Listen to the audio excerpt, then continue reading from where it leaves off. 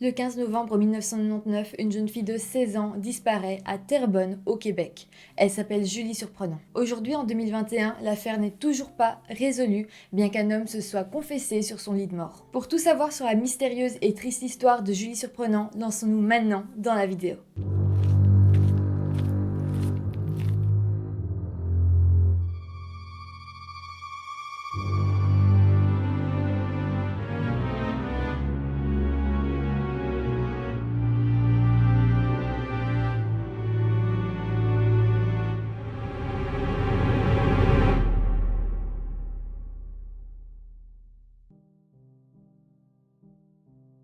Hello tout le monde, j'espère que vous allez bien. On se retrouve aujourd'hui pour une autre vidéo de la semaine des 1000 abonnés. Je suis vraiment très heureuse de vous retrouver encore aujourd'hui. Donc je traite d'une affaire québécoise. Alors, c'est vrai que c'est une affaire assez connue, mais bon voilà, j'ai déjà traité de Marilyn Bergeron, de Cédrica Provencher. Je trouve que c'était vraiment important d'aussi parler de Julie Surprenant. C'est une histoire très connue au Québec, mais voilà, si vous n'êtes pas de Québec, si vous n'êtes pas du Canada, peut-être que vous ne la connaissez pas. Et donc pour moi, c'est très important de vous en parler. Julie Surprenant, elle vit à Terrebonne. C'est une ville en banlieue de Montréal, au Québec. Ses parents sont divorcés et Julie, elle vit chez son papa. C'est elle-même qui avait décidé de faire la surprise à son papa en décidant d'aller vivre chez lui à plein temps. Son papa s'appelle Michel Surprenant et lui et sa fille avaient vraiment une très bonne entente, et même que Michel dira dans une interview que lui et Julie avaient plutôt une relation comme des meilleurs amis. En 1999, Julie a 16 ans, elle est lycéenne et c'est une fille vraiment très organisée, très souriante. Elle a aussi une grande sœur qui s'appelle Andréane qui elle a 17 ans et elle vit à La Plaine avec son copain. Julie avait aussi des activités parascolaires. En fait, le mardi soir, elle allait travailler à la maison de jeunes de son quartier. Voilà, elle y passait la soirée et elle revenait en bus le mardi soir à 21h. Une autre chose qu'il faut savoir, c'est que l'arrêt de bus où elle descendait était seulement à 50 mètres de là où elle habitait chez son papa. Venons-en maintenant à la soirée du 15 novembre 1999. Ce soir-là, il est 21h, 21h30 et Julie n'est toujours pas rentrée chez son papa. Alors Michel ne s'inquiète pas vraiment parce que Julie, parfois, après avoir travaillé à la maison de jeunes, elle décide d'aller dormir chez sa maman. Donc je ne sais pas si en temps normal, elle prévenait vraiment son papa à l'avance, ou si elle ne le prévenait pas et que ça arrivait tout simplement qu'elle aille chez sa mère. Mais bon, en tout cas, là, Michel ne s'est pas vraiment inquiété et à ce moment-là, il s'est juste dit, bon bah, ma fille est partie dormir chez mon ex-femme, il n'y a aucun souci.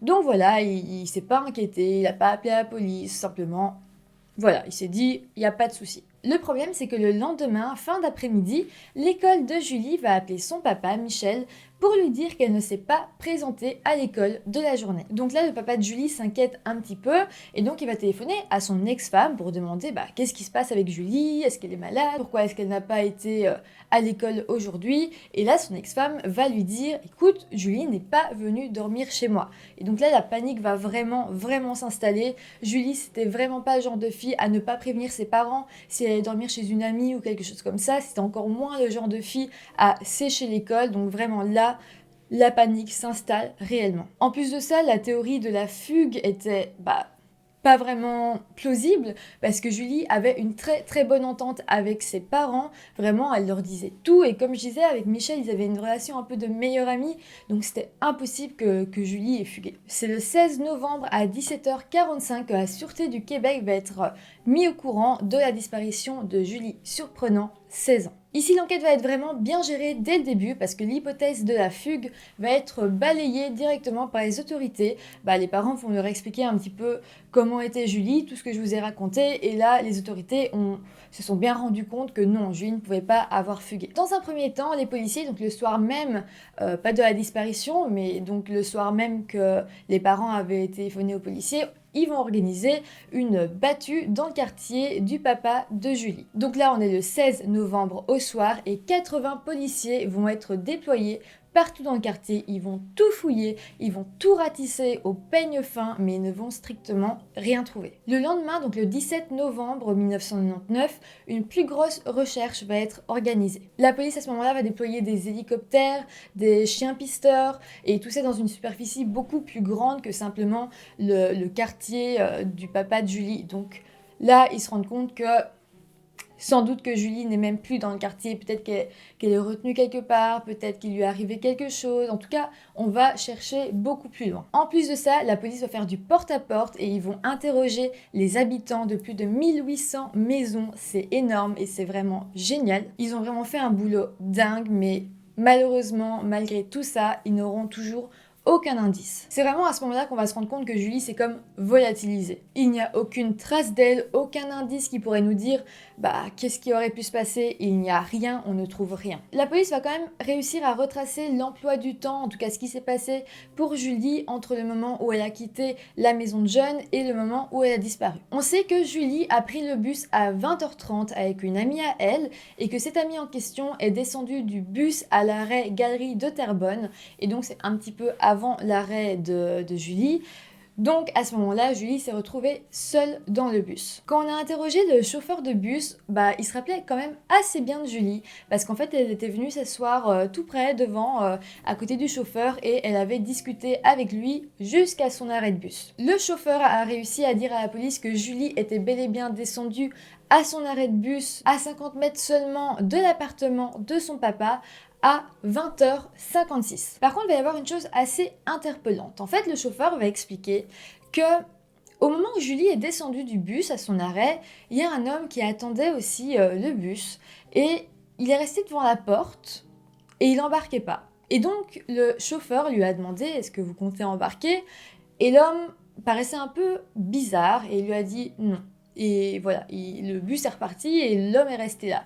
Ce qui est vraiment aussi étrange, c'est que ce bus-là était le dernier bus de la soirée. Après ça, il n'y avait plus de bus. Donc s'il n'embarquait pas là, le monsieur ne pouvait plus embarquer dans aucun bus. Quand la police a demandé au chauffeur de bus de pouvoir décrire l'homme, il a simplement su dire que c'était une personne assez jeune qui portait des habits foncés. Quand même, grâce à la définition du chauffeur de bus, la police a réussi à créer un portrait robot de cet homme qui est donc devenu le suspect numéro 1 et le seul suspect en fait. Donc cet homme, cette description, ce portrait robot était le seul indice sur la disparition de Julie et on ne sait même pas si c'était réellement lié. Malgré ça, la police a quand même essayé d'avancer dans l'enquête et donc ils ont essayé de rechercher qui pouvaient être les personnes qui avaient croisé Julie dans le bus parce que peut-être que ces personnes pourraient nous en dire plus. Ils se sont rendus compte qu'il y avait 13 personnes qui avaient croisé Julie et donc ils ont fait un appel aux témoins. Ils ont demandé que ces personnes se manifestent, donc ils ont dit voilà, si vous avez pris ce bus-là entre cette heure-là et cette heure-là et entre cet arrêt-là et cet arrêt-là, merci de venir vous présenter à la police. Et là, c'est vraiment horrible, mais il n'y a qu'une seule personne qui va venir se présenter à la police et cette seule personne, c'est très gentil, elle a expliqué ce qu'elle a vu, mais ça n'a pas vraiment fait avancer l'enquête. Par contre, ce qui va vraiment être gentil, c'est que énormément de personnes et d'associations vont faire des dons à Michel Surprenant, donc le papa de Julie, pour aider pour faire les battus, pour essayer de gagner plus d'indices. Et aussi, grâce à ça, il y a pu y avoir une récompense de 50 000 $ pour toute personne qui saurait donner un indice ou quelque chose qui pourrait vraiment aider à retrouver Julie. Bon, on va pas se le cacher, quand il y a de l'argent en jeu, il y a quand même souvent des langues qui se délient. Mais c'est difficile de savoir si les personnes disent la vérité ou non, parce qu'il y a des gens qui veulent juste avoir la récompense. C'est assez dégueulasse, mais ils vont donner des fausses informations en se disant bon, peut-être que ça va marcher et j'aurai la récompense. Suite à cette récompense, il va y avoir 1400 personnes qui vont appeler pour donner des indices. Chaque indice, chaque témoignage va être vérifié, mais malheureusement, ça ne donnera strictement rien. Malgré tout ça, l'enquête continue encore et les enquêteurs vont décider d'interroger toutes les personnes dans le coin de Terrebonne qui ont un dossier criminel. Toutes ces personnes ont accepté de faire le test du polygraphe et toutes l'ont réussi.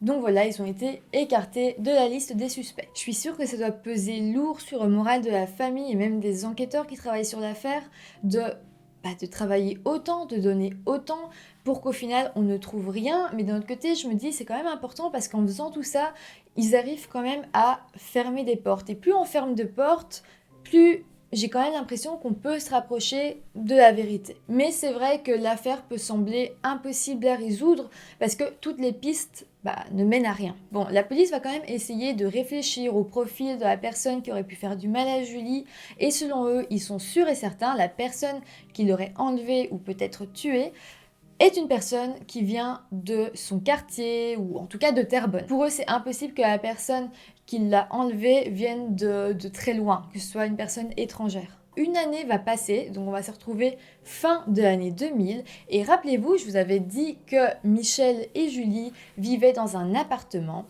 Et là, le voisin du dessus de Michel va venir l'accoster et il va lui dire quelque chose de très mystérieux. Ce voisin du dessus s'appelle Richard Bouillon et il va dire au papa de Julie: écoute, j'ai beaucoup de choses à me reprocher dans la vie, mais par contre je n'ai rien à faire dans l'histoire de Julie, je n'ai pas enlevé Julie, je ne lui ai rien fait. C'est vraiment super bizarre, surtout que Richard Bouillon n'a jamais été pris comme un coupable, il n'a jamais rien eu à faire dans l'enquête, donc c'est vraiment bizarre qu'un an plus tard, il aille trouver le papa de Julie pour lui dire ça. Et puis, quand on y réfléchit, une personne innocente n'irait jamais dire ça, ou une personne qui ne sait rien. Parce que là, la seule chose qu'on se dit, c'est ok, soit c'est lui, soit il sait quelque chose. Bon, par contre, je trouve qu'il y a une zone d'ombre dans cette histoire, ou en tout cas une zone d'ombre dans tous les articles que j'ai pu lire, etc.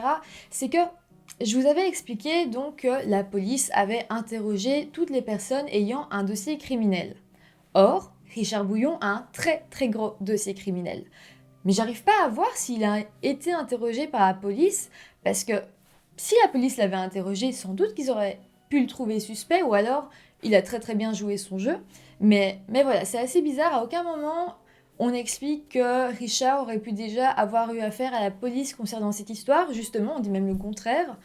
Donc, ça reste une zone assez flou selon moi. Mais bon, je vais quand même vous parler du lourd dossier criminel de Richard. Il a été accusé d'avoir fait des gestes obscènes à plusieurs personnes. Il a aussi été accusé de vol. Il avait aussi été pris en possession de drogue. Et ce qui est pour moi le plus incriminant, c'est qu'en 1990, il avait été accusé d'agression sexuelle. En fait, on va découvrir que Richard n'a pas été déclaré coupable pour une agression sexuelle, mais bien pour 3. Donc c'est énorme. Et en plus de ça, c'était le voisin du dessus de Julie. Et rappelez-vous, la police avait quand même dit que le suspect, en tout cas, ils imaginaient que la personne qui avait pris Julie était quelqu'un du quartier. Et donc là, son voisin du dessus, c'est vraiment possible. Parce qu'en plus, comme elle a que 50 mètres entre l'arrêt de bus et chez elle, le fait que ce serait peut-être son voisin du dessus, c'est totalement possible. Aussi, rappelons-nous son commentaire vraiment bizarre au papa de Julie. Donc tout ça fait que Richard Bouillon est le suspect idéal. Malheureusement, même avec tout ça, il n'y a aucune preuve valable pour l'accuser officiellement. Il s'est fait interroger par la police et il disait ne pas savoir ce qui s'était passé, il voulait pas en dire plus. Il va aussi dire n'avoir jamais fait de mal à personne et à un moment donné il va même s'énerver en disant que tout ça est une mascarade, un complot monté contre lui. À un moment, Richard Bouillon va même contacter Claude Poirier. Donc si vous me suivez, vous commencez à savoir un petit peu qui est Claude Poirier, mais pour ceux qui viendraient de découvrir la chaîne, en gros Claude Poirier c'est une grande figure au Québec pour tout ce qui est affaire de disparition. En fait, c'est un ancien négociateur de la police et puis aujourd'hui, il a même une émission où il essaye de résoudre des enquêtes. Voilà, il est un petit peu enquêteur et il travaille beaucoup avec les familles. Donc là, Richard va contacter Claude Poirier et Claude Poirier va accepter de lui parler. À ce moment-là, Richard Bouillon va lui jurer qu'il n'a rien à voir, strictement rien à voir, dans l'affaire de Julie Surprenant. Il va même lui fournir un alibi. Il expliquera que ce jour-là, il est rentré à son appartement à 20h45 et qu'il est resté avec son neveu à regarder la télé. Il va aussi expliquer qu'à un moment, il aurait entendu quelqu'un rentrer dans l'immeuble et qu'en même temps, il aurait entendu beaucoup de bruit comme si une bagarre avait éclaté. Mais quelque chose ne va pas concorder car un petit peu plus tard, Richard Bouillon parlera à une journaliste et lui dira qu'il n'a rien à voir dans l'histoire parce qu'au moment de la disparition de Julie Surprenant, lui il était en Corse donc il ne peut pas avoir fait quelque chose. Et pour continuer sur les choses assez étranges qu'a fait Richard Bouillon, en fait il va demander à la police pour passer le test du polygraphe, donc le détecteur de mensonges, et la police va lui accorder. Donc il faut savoir que quand on passe le test du polygraphe, en soi, si le polygraphe dit que tu dis la vérité, super, tu peux être, en tout cas dans la tête des policiers, un peu innocenté.